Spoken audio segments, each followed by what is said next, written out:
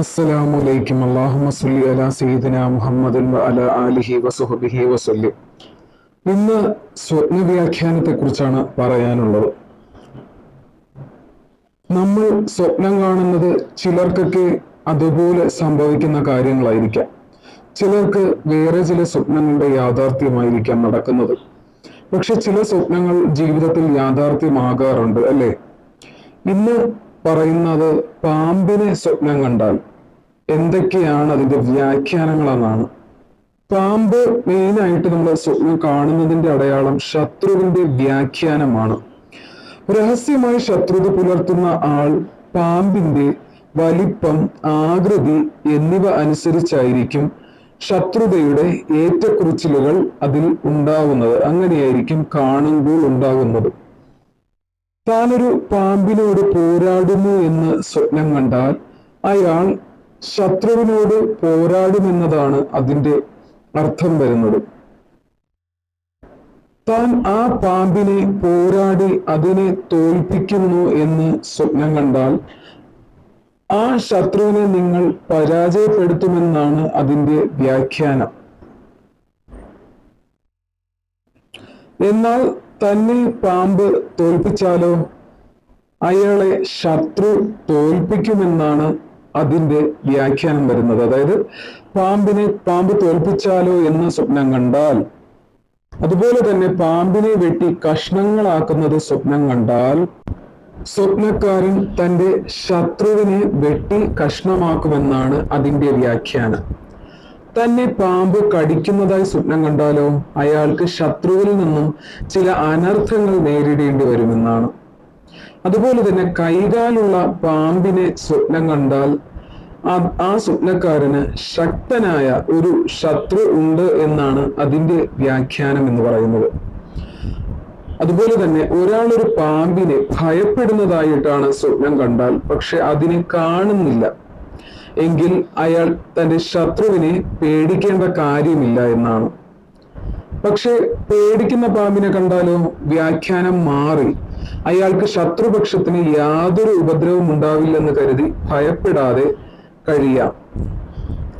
തന്റെ വീട്ടിലൊരു പാമ്പ് കയറിയതായും വീട്ടിനകത്ത് വെച്ച് അതിനെ കണ്ടതായും സ്വപ്നം കണ്ടാൽ ഭാര്യയിൽ നിന്നോ അതുമല്ല ബന്ധുക്കളിൽ നിന്നോ അയാൾക്ക് ശത്രുതയുള്ള ആളുകൾ ഉണ്ടാകുമെന്നാണ് അതിന്റെ വ്യാഖ്യാനം. ഒരാളുടെ വയറ്റിൽ നിന്നോ ചെവിയിൽ നിന്നോ അല്ലെങ്കിൽ മലദ്വാരത്തിൽ നിന്നോ ഒരു പാമ്പ് പുറത്തു വരുന്നതായാണ് നമ്മൾ സ്വപ്നം കാണുകയാണെങ്കിൽ അതിന്റെ വ്യാഖ്യാനം എന്ന് പറയുന്നത് സ്വപ്നക്കാരന്റെ മക്കൾ അയാൾക്ക് ശത്രുക്കളാകും.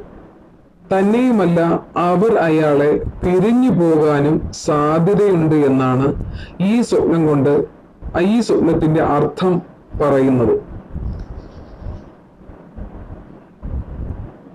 തനിക്കൊരു പാമ്പ് സ്വന്തമാകുന്നു, താൻ അതിനെ ഭയപ്പെടുന്നില്ല, അതിനാൽ അയാൾക്ക് തന്റെ ശത്രുവുമല്ല എങ്കിൽ അയാൾക്ക് ഉന്നത പദവിയും ധാരാളം അനുഗ്രഹങ്ങളും ലഭിക്കുമെന്നാണ് അങ്ങനെ ഒരു സ്വപ്നത്തിന്റെ വ്യാഖ്യാനം വരുന്നത്.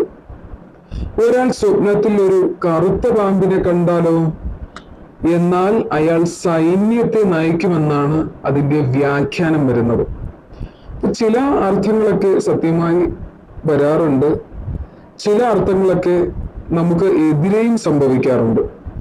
അതല്ല, ആ പാമ്പ് വെളുത്തതാണെങ്കിലോ അയാൾക്ക് ഭാഗ്യം തെളിയുമെന്നാണ് ആ സ്വപ്നം കൊണ്ട് പറയുന്നത്. വെളുത്ത പാമ്പാണെങ്കിലോ ഭാഗ്യം തെളിയുമെന്ന്. മൃദുവും മിനുസവുമുള്ള ഒരു പാമ്പിനെ സ്വപ്നം കണ്ടാലും അതിനെ താൻ സ്വന്തമാക്കിയതായും അതിനെ കൊണ്ട് തനിക്ക് വിഷമമൊന്നുമില്ലെന്ന് കണ്ടാലും രാജാവിന്റെ പക്കൽ നിന്ന് കനത്ത ധനം അയാൾക്ക് ലഭിക്കുമെന്നാണ് ഈ സ്വപ്നത്തിന്റെ വ്യാഖ്യാനം വരുന്നത്. അങ്ങനെ പലവിധ സ്വപ്നങ്ങളുടെ വ്യാഖ്യാനമാണ്. ഏത് തരത്തിൽ കണ്ടാലും ശത്രുക്കളാണ് അത് മുന്നിട്ട് നിൽക്കുന്നത്. പാമ്പിനെ കാണുകയാണെങ്കിൽ ശത്രുത, അല്ലെങ്കിൽ ആർക്കെങ്കിലും നമ്മളോട് ശത്രുത ഉണ്ട് എന്ന് തന്നെയാണ് അതിന്റെ വ്യാഖ്യാനം വരുന്നത്. ഇത് പല രീതിയിലാവണമെന്നേ ഉള്ളൂ. ഈ പറയുന്ന രീതിയിൽ ഏതെങ്കിലും രീതിയിൽ സ്വപ്നം കണ്ടാൽ ഈ പറയുന്ന സംഭവങ്ങളൊക്കെ ആയിരിക്കണം ഇൻഷാ അല്ലാഹ് വരാൻ പോകുന്നത്. തീർച്ചയായിട്ടും ചില സ്വപ്നങ്ങൾ യാഥാർത്ഥ്യമാകണമെന്നില്ല, ചില സ്വപ്നങ്ങൾ യാഥാർത്ഥ്യമാകാറുണ്ട്. അതുകൊണ്ട് അതിന്റെ കാര്യത്തിൽ വിഷമിക്കേണ്ട കാര്യമില്ല. എങ്കിലും സ്വപ്ന വ്യാഖ്യാനം അറിഞ്ഞിരിക്കുന്നത് നല്ലതാണ്. ഇൻഷാ അല്ലാഹ് എല്ലാവരും ചാനൽ ആദ്യമായിട്ടാണ് ആരെങ്കിലും കാണുന്നുണ്ടെങ്കിൽ ചാനൽ സബ്സ്ക്രൈബ് ചെയ്യുക. അതുപോലെ തന്നെ ലൈക്ക് ചെയ്യുക. ഭാവിയിൽ ഇതിന്റെ വീഡിയോസ് നിങ്ങൾക്ക് കൂടുതലായിട്ട് ഇതിന്റെ വീഡിയോസ് വേണമെങ്കിൽ, കൃത്യമായിട്ട് അതിന്റെ നോട്ടിഫിക്കേഷൻ വരണമെങ്കിൽ ബെല്ലൈക്കൺ ഇനേബിൾ ചെയ്ത് തന്നെ ഇടുക. എങ്കിൽ മാത്രമേ ഭാവിയിൽ ഞാൻ അപ്ലോഡ് ചെയ്യുന്ന വീഡിയോകൾ നിങ്ങൾക്ക് കൃത്യമായിട്ട് അതിന്റെ നോട്ടിഫിക്കേഷൻ ലഭിക്കുകയുള്ളൂ. തീർച്ചയായിട്ടും എല്ലാവരിലോട്ടും ഷെയറും ചെയ്ത് കൊടുക്കുക. ഞാൻ വേറെ ഒരുപാട് വീഡിയോ ഞാൻ ചെയ്തിട്ടുണ്ട്. നിങ്ങൾക്ക് ജീവിതത്തിൽ ഉപകാരപ്പെടുന്ന ഒരുപാട് അറിവുകൾ, ചെറിയ ചെറിയ അറിവുകൾ ഞാൻ ഷെയർ ചെയ്തിട്ടുണ്ട്. ഇൻഷാ അല്ലാഹ് അത് കാണണമെങ്കിലോ പഠിക്കണമെങ്കിലോ ജീവിതത്തിൽ ചൊല്ലണമെങ്കിലോ ജീവിതം നന്നാകണമെന്ന് ആഗ്രഹിക്കുന്നുണ്ടെങ്കിലോ ഇൻഷാ അല്ലാഹ് കയറി കാണുക, ലൈക്ക് ചെയ്യുക, സബ്സ്ക്രൈബ് ചെയ്യുക, സപ്പോർട്ട് ചെയ്യുക. നിങ്ങളുടെ ഓരോരുത്തരുടെയും സപ്പോർട്ട് കൊണ്ടാണ് ചാനൽ വളരാൻ പോകുന്നത്. അതുപോലെ തന്നെ അതായത് നിങ്ങൾ ഓരോ വീഡിയോ കാണുമ്പോൾ ഞാൻ ഷെയർ ചെയ്യുന്ന വീഡിയോകൾ കാണുമ്പോൾ എനിക്കും കൂടിയാണ് അതിന്റെ ഒരു പ്രതിഫലം എന്ന് പറയുന്നത്. നല്ല കാര്യങ്ങൾ പറഞ്ഞു തരിക എന്ന് പറയുന്നത് തന്നെ വലിയൊരു പ്രതിഫലത്തിന്റെ ഒരു കാര്യമാണത്. ഇൻഷാ അല്ലാഹ് എല്ലാവർക്കും ഷെയർ ചെയ്യാനും ഇത് കണ്ട് ജീവിതത്തിൽ പകർത്താനും, മറ്റുള്ള വീഡിയോകൾ കണ്ട് ജീവിതത്തിൽ പകർത്താനും, ഈ പറഞ്ഞ സ്വപ്ന വ്യാഖ്യാനം അത് കേട്ട് അതിന്റെ അർത്ഥവത്തായിട്ടുള്ള രീതിയിൽ എടുക്കാനുമുള്ള തൗഫീഖ് അല്ലാഹു തരുമാറാകട്ടെ. ആമീൻ ബിറഹ്മതിക യാ അർഹമർ റഹീമീൻ. അതുപോലെ തന്നെ പലസ്തീനിലെ കുഞ്ഞുങ്ങളെ കാര്യം മെയിനായിട്ട് മറന്നു പോകാതിരിക്കുക. അവരെയും നിങ്ങൾ എപ്പോഴും നമസ്കരിക്കുമ്പോൾ നിങ്ങൾ അവർക്ക് വേണ്ടിയിട്ടും കൂടെ ദുആ ചെയ്യുക. അവരുടെ യുദ്ധം അവസാനിക്കാനും അവർക്ക് നീതി ലഭിക്കാനും വേണ്ടി ഇൻഷാ അല്ലാഹ് എല്ലാവരും ദുആ ചെയ്യുക.